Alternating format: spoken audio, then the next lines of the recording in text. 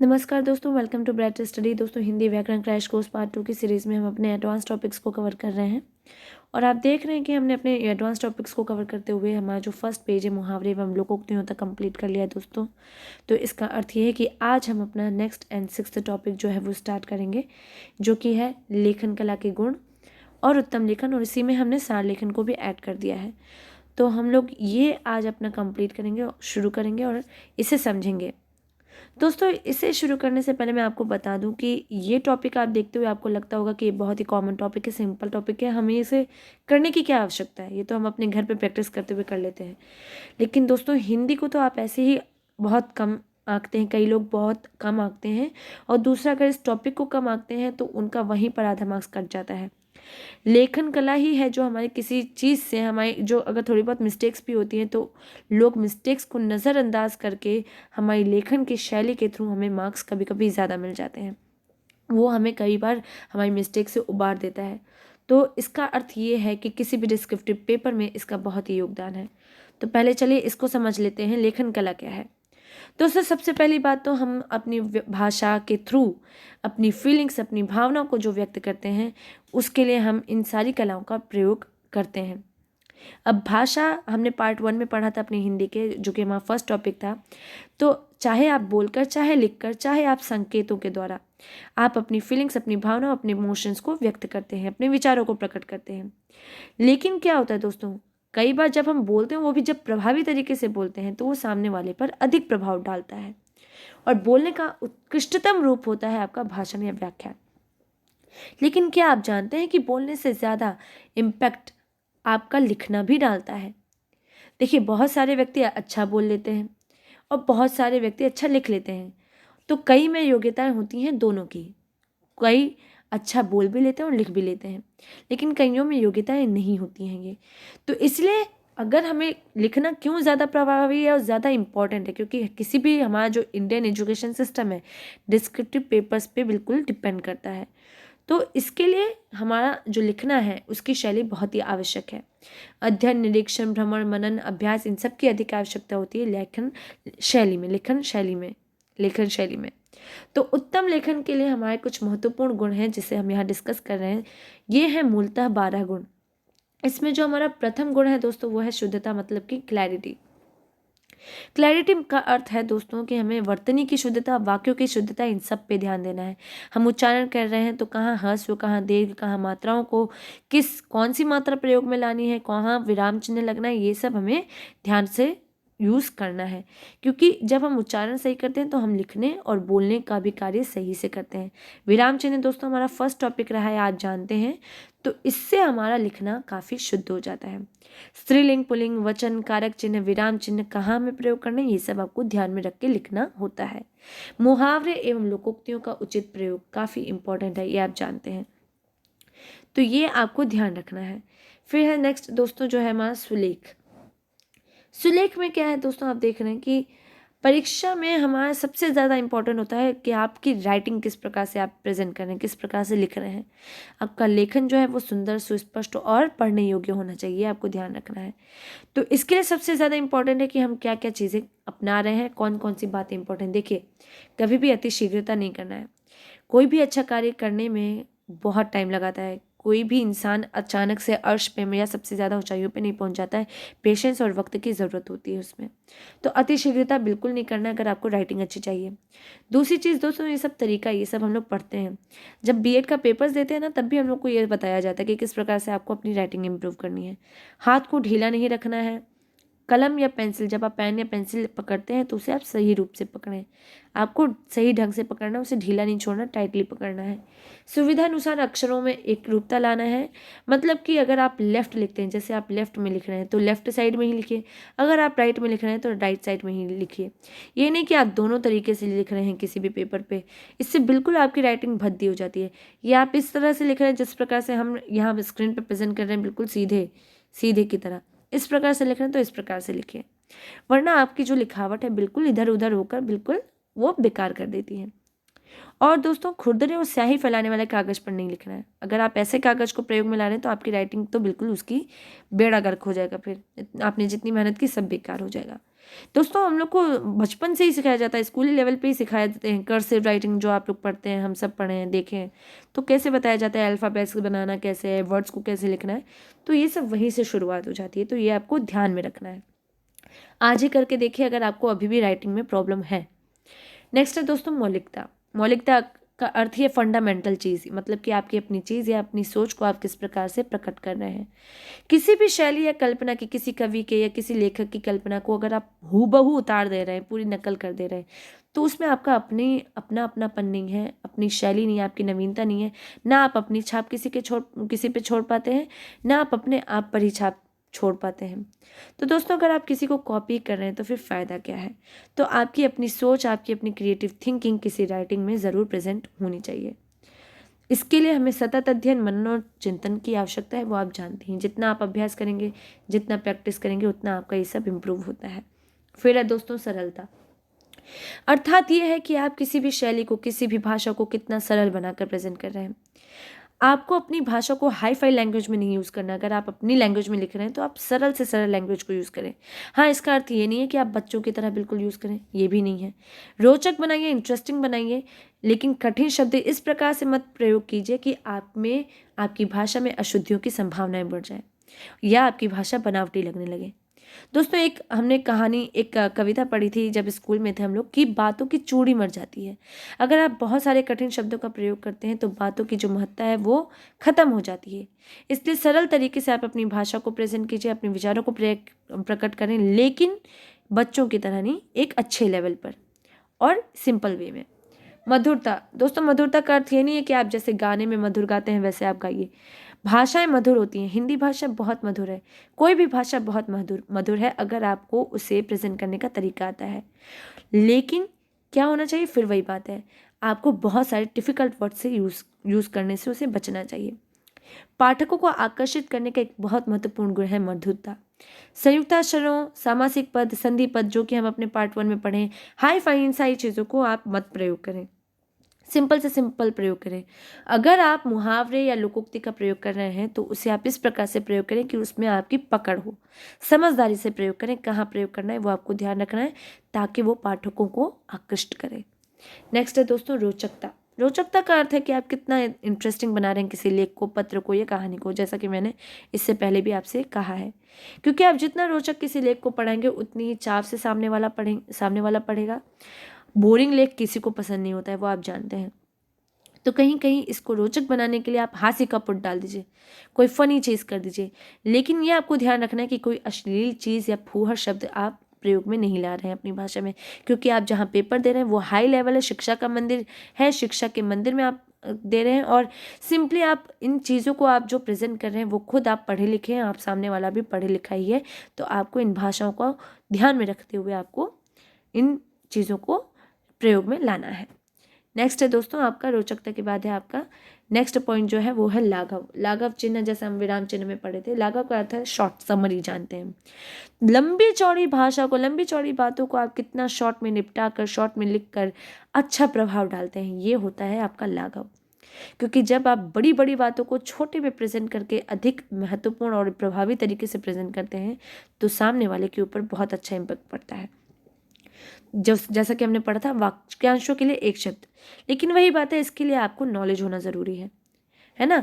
लेकिन आपको ये भी ध्यान में रखना है कि आप इसके दीवाने होकर, आप मान लीजिए लाघव के लिए इतना आप शॉर्ट फॉर्म में चले गए कि आप भावों का गला ही घोट दे रहे हैं। इस प्रकार से आपको काम नहीं करना। आप शॉर्ट में ज़रूर अपनी बातें कीजिए, कंप्लीट कीजिए, निपटाइए, लेकिन निपटाने के पर्पज़ से नहीं करना है, आपको करने के पर्पज़ से करना है, लिखने के पर्पज़ से करना है, सामने वाले को समझाने के पर्पज़ से बात करनी है। वाक्य और अनुच्छेद में ज़रूर से प्रयोग कीजिए, लेकिन नपे तुले होने चाहिए और वो सटीक होने चाहिए, एग्जैक्ट होने चाहिए। कल्पना, दोस्तों कल्पना हम सभी करते हैं, इमेजिनरी पावर जिसे कहते हैं, जब हम अपनी स्वतंत्रता, भावों या विचारों को स्वतंत्रता से प्रकट करते हैं, इमेजिनेशन इसे कहते हैं। लेकिन ये आपकी यथार्थ परक होनी चाहिए। कल्पना ऐसी नहीं कि आपने मुंगेरी लाल के सपने देख लिए, इस प्रकार से कोई चीज़ कर ली और आपका वास्तविकता से कोई मतलब नहीं है। तो इसके लिए आपको कुछ बातों पर ध्यान देना होगा। जैसे आप अपनी कोई बात प्रेजेंट कर रहे हैं या कोई विषय वस्तु को प्रेजेंट कर रहे हैं तो उसे कई बिंदुओं में बांटें। जैसे आप निबंध लिखते हैं तो उसे आप सब टॉपिक्स में आप विभक्त करते हैं, कैटेगराइज करते हैं और हर बिंदुओं की व्याख्या करें। एक तरह की तमाम बातों की चर्चा एक अनुच्छेद में ना करें, जैसे माफ़ कीजिए एक अनुच्छेद में करें। जैसे आप कोई सेम टाइप की बात करते हैं, सेम कंटेंट से रिलेटेड करते हैं, तो उसे आप एक अनुच्छेद में ही करें, हर अनुच्छेद में उसको ना करें। बातों की पुनरावृत्ति दोष से बचें। आपको बार बार रिपीट करते हैं तो बात जो है, जो आपका जो कंटेंट है वो बोरिंग मोनोटोनस हो जाता है, तो बार बार उसे रिपीट नहीं करना है। फिर है दोस्तों चमत्कार। चमत्कार किस प्रकार से आप लाएंगे, जब आप हाई फाई इन चीज़ों को प्रयोग में लाते हैं, अलंकार, मुहावरों आदि। लेकिन वही बात है, ध्यान से, समझदारी से आपको प्रयोग में लाना है। और विस्मयार्थक अव्यय जैसे आपके एक्सक्लेमेटरी मार्क्स को प्रयोग करते हैं, काश, हाय, वाह, आहा, जैसे वाह आज क्या मौसम है।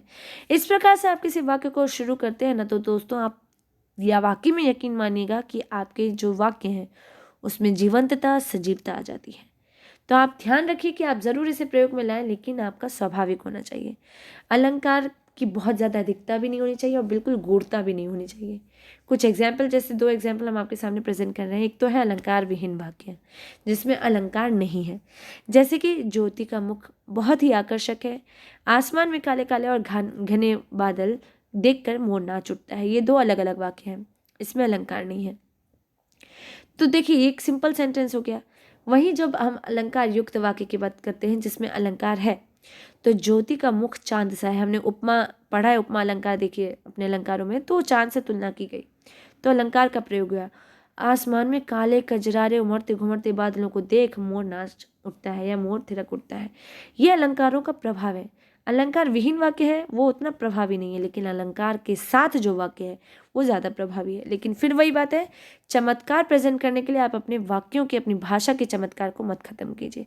समझदारी पूर्वक आप सटीक वाक्यों को, सटीक गहनों को, इन गहनों को प्रयोग में लाएं। फिर है दोस्तों व्यंग्य या व्यंजना शक्ति। बहुत ही सेंसिटिव मुद्दा होता है दोस्तों, व्यंग्य या व्यंजना शक्ति, बहुत ध्यान से हमें रखना है। कई रचनाओं में ये ज़रूर झलकना चाहिए, क्योंकि इससे रचना की उत्कृष्टता बढ़ जाती है। जैसे घायल सूबेदार जोगिंदर सिंह ने चीनी सैनिकों से कहा कि मैं वही सिपाही हूँ जिसने तुम्हारे जैसे कई सैनिकों को मौत के घाट उतार दिया। उन्होंने व्यंग्य किया, अपनी बात व्यंजना शक्ति के थ्रू उन्होंने अपनी बात को कहा, लेकिन बहुत सटीक तरीके से, सिंपल तरीके से उन्होंने प्रेजेंट किया, लेकिन उनकी बात प्रभावी हुई। नेक्स्ट है दोस्तों भावों की प्रबलता। सबसे बेसिक बात जो हम शुरू से करते आ रहे हैं, अपने फर्स्ट टॉपिक से करते आ रहे हैं, कि हमारी भाषा ही इमोशंस की एक प्रेजेंटेशन होती है। भाषा के थ्रू हम अपने भावों, इमोशंस और विचारों को प्रेजेंट करते हैं। लेकिन अगर आप इसे ज़ोरदार ढंग से नहीं कहते हैं तो क्या होता है, भाषा जो होती है निष्प्राण हो जाती है, स्वाधीन हो जाता है, उसमें कोई भी रोचकता नहीं रहती है। तो उत्साहित और प्रभावी तरीके से अगर आपको प्रेजेंट करना है तो उसमें प्रबल भावों को आपको डालना ज़रूरी है। जैसे अभी हमने कहा कि विस्मयार्थक बोधक शब्दों से अगर आप प्रेजेंट करते हैं, दोस्तों ज़रूरी नहीं है इन मार्क्स से ही आपको जहाँ लगता है कि अगर हम प्रेजेंट करेंगे और अच्छा लगेगा, या आप खुद देखिए कि आप डाल सकते हैं या नहीं, तो आपको खुद देखेंगे कि कितना ज़्यादा इम्पैक्टिव हो रहा है, इफेक्टिव है। जैसे हाय, सही नहीं जाती ग्रीष्म की उष्णता, एक तो ये सेंटेंस हुआ। फिर वहीं गर्मी बर्दाश्त नहीं हो रही, दोनों में से ज़्यादा प्रभावी कौन सा लग रहा है, आप खुद अंतर करेंगे तो आपको समझ में आ जाएगा। प्रबल भाव वाला है, हाय सही नहीं जाती ग्रीष्म की उष्णता, हाय मुझसे अब ये गर्मी सह नहीं जाती, तो ये प्रबल भाव है। नेक्स्ट एंड लास्ट है दोस्तों विराम चिन्हों का उचित प्रयोग। ये भी हम अपने फर्स्ट पॉइंट से ही करते आ रहे हैं। विराम चिन्ह आपको कहाँ प्रयोग में लाना है, किस प्रकार से प्रयोग में लाना है, ये आप जानते हैं। किस जगह पे प्रयोग लाना चाहिए, इन सभी बातों को हमें ध्यान में रखना है, क्योंकि अगर आप गलत विराम चिन्ह प्रयोग में लाएंगे तो अर्थ का अनर्थ हो जाता है। तो ये थे दोस्तों हमारे जो 12 नियम, 12 गुण थे, जो उत्तम लेखन के लिए अत्यधिक आवश्यक है। इसे अगर आप इम्प्लीमेंट करते हैं, आप आज क्या अभी से ही अपनी लेखन शैली में इम्प्रूवमेंट पाएंगे, और यकीन मानिए आपके डिस्क्रिप्टिव पेपर्स में ये बहुत ही ज़रूरी आपको फील करवाते हैं, ज़रूरी साबित होंगे। चलिए अब अपने नेक्स्ट टॉपिक में यहीं पे आगे बढ़ते हैं, सार लेखन। सार लेखन का अर्थ है दोस्तों ब्रीफिंग या समराइजेशन, जिसे हम समराइजेशन भी कहते हैं, आप इंग्लिश में करें तो समरी जिसे कहते हैं, संक्षेपण या समरी। देखिए सरल भाषा में अगर इसे हम हिंदी व्याकरण की भाषा में देखें तो विस्तृत विवरण, व्याख्या, वक्तव्य, पत्र व्यवहार, लेख, तथ्यों या निर्देशों के उस संयोजन को हम संक्षेपण कहते हैं जिसमें अप्रासंगिक, असंबद्ध, पुनरावृत्ति और आवश्यक बातें निकाल दी जाती हैं या अनिवार्य तत्वों का संयोजन किया जाता है। ये है आपका समराइजेशन या सार लेखन। कितनी अच्छी और इम्पैक्टिव बात की। आप अगर ये डेफिनेशन ही किसी पेपर में डाल दें तो आपको फुल मार्क्स मिल जाएंगे। दोस्तों, बार बार किसी बात को दोहराया जाना या जो संबद्ध, जिसका कोई रिलेशन नहीं है किसी टॉपिक से, अप्रासंगिक, जो इम्पोर्टेंट नहीं है, वो बातें आप अपनी किसी निबंध में या किसी लेख में डाल रहे हैं तो उसका क्या महत्व। इससे अच्छा है कि आप बड़े लंबे चौड़े सेंटेंस को छोटा करके उसे सार में समरी करके प्रेजेंट करें। लंबी चौड़ी बातों को छोटा करके प्रेजेंट कर देना, जैसा कि अभी हम इससे पहले भी पढ़े सिंपल लैंग्वेज में, और अनिवार्य तत्वों को ही डालना, वो होता है आपका समरी। कि आपने इतनी बड़ी बात की, उसकी समरी क्या है, उसकी समरी ये निकलती है। तो ये होता है आपका समराइजेशन। इसके लिए कुछ इंपॉर्टेंट पॉइंट्स है, उसको आप ध्यान में रख लें तो आपके लिए आसान हो जाएगा। जैसे केंद्रीय भाव के अभिव्यंजना स्पष्ट हो, मतलब कि आपकी बात में कौन सा सेंट्रल पॉइंट है। हमें कोई ना कोई टॉपिक लेते हैं ना कि आपका टॉपिक क्या है, वो बात आपका क्या भाव प्रकट कर रहा है, उसको आपको ध्यान में रखना है और स्पष्ट होना चाहिए। भाषा सरल, शुद्ध और स्पष्ट हो। हर किसी भी चीज़ की, हर लेख की जो रीढ़ होती है वो यही है कि भाषा सरल, शुद्ध और स्पष्ट हो। क्रम के साथ प्रवाह बने रहे मतलब सिस्टमैटिक वे में हो, ऑर्डरली हो। अवतरण को 3-4 बार पढ़ें। बार बार आप पढ़ें कि आप क्या बात कहना चाह रहे हैं, किस प्रकार से प्रेजेंट कर रहे हैं। लंबे वाक्य को छोटा कर दें, क्योंकि समरी का अर्थ ही ये है कि आप इंपॉर्टेंट टॉपिक्स, इंपॉर्टेंट बातों को ही इन्वॉल्व करें, बातों में इंक्लूड करें। एक भाव की दोबारा पुनरावृत्ति ना करें। दोबारा और पुनरावृत्ति बात एक ही है, आपको बार बार एक बात को नहीं दोबारा दोहराना है। संक्षेपण की प्रक्रिया देख लें दोस्तों, इससे भी आपको क्लियर हो जाएगा। देखिए, सबसे बड़ी जो पहली प्रक्रिया, प्रोसेस होता है या स्टेप होता है, वो है कि महत्वपूर्ण बिंदुओं का ध्यान रखना है आपको कि कौन से पॉइंट्स हमें डालने हैं अपनी बात में, अपनी इस सार प्रक्रिया में। करते समय, संक्षेपण करते समय हमें पहले मूल अनुच्छेद या विषय वस्तु को एकाधिक बार ध्यानपूर्वक पढ़ लेना है। जो अभी हमने पढ़ा पॉइंट्स को, वही इसमें भी है। इससे क्या होता है, हम अपने जो विषय वस्तु है उसको अगर हम एक से अधिक बार पढ़ ले, जैसे हम जो आपको समझा रहे हैं इसको, अगर मान लो हम आपको एग्जाम्पल दे रहे हैं, यही आप एक बार पढ़ें और आप जब दोबारा पढ़ेंगे तो वो आपको और ज़्यादा क्लियर हो जाएगा। तो एक से अधिक बार आप किसी लेख को या किसी मूल विषय वस्तु को पढ़ लें तो आपको उसका अर्थ समझ में आ जाता है और आप अच्छी तरीके से सार लेखन को आप इम्प्लीमेंट कर सकते हैं। ठीक है। फिर मूल अनुच्छेद को पढ़ने के बाद महत्वपूर्ण तथ्यों, बातों और विचारों को रेखांकित कर लिया जाना चाहिए। रेखांकन करते समय मूल विषय से संबंधित कोई भी महत्वपूर्ण अंश नहीं छूटना चाहिए। रेखांकित कर लीजिए आप किसी चीज़ को। जब हम कोई इंपॉर्टेंट पॉइंट करते हैं, हम याद करते हैं तो उसे अंडरलाइन करते हैं ना, उसी प्रकार से आपको महत्वपूर्ण बातों को अंडरलाइन करके उसे अपनी जो समरी है उसमें डालना चाहिए। फिर है दोस्तों, इसके बाद मूल में व्यक्त किए गए विचारों, भावों और तथ्यों को क्रमबद्ध कर लेना चाहिए सिस्टमैटिक वे में। जो हमने अपने आगे पॉइंट्स में डिस्कस किया, सिस्टमैटिक वे में आपको ऑर्डरली प्रेजेंट करना है। मूल अनुच्छेद का 1/3 में संक्षेपण करना चाहिए। इसमें संक्षेपक को अपनी ओर से कोई भी तर्क वितर्क करने या किसी अतिरिक्त अंश को जोड़ने की अनुमति या छूट नहीं होती। एग्जैक्टली। अब आप बोलेंगे 1/3 यार गणित आ गया। नहीं, आपका अगर निबंध 1 पेज का है तो उसे आप 1/3, उसके मतलब अगर 1 पेज का है, मान लीजिए 100 शब्दों का है, तो आप उसे 20 से 25 शब्दों में या 30 शब्दों में, ज़्यादा से ज़्यादा 30 से 35 शब्दों में आप उसे प्रेजेंट करेंगे, उसमें आप बांटेंगे और उसमें वही पॉइंट्स डालेंगे जो सबसे ज़्यादा इंपॉर्टेंट है। कोई एक्स्ट्रा पॉइंट्स नहीं डालेंगे, क्योंकि फिर आपका संक्षेपण वो रहेगा ही नहीं। तर्क वितर्क हम अलग से कर ही नहीं सकते क्योंकि हमारे समरी है। फिर अंतिम रूप देने के लिए संक्षेपण को आपको क्या करना है, पहले कच्चा रूप तैयार कर लेना चाहिए। फिर उसे अच्छी तरह देख लीजिए और सभी महत्वपूर्ण भावों का अंतर्भाव उसमें हो चुका है या नहीं, ये देख लेना है।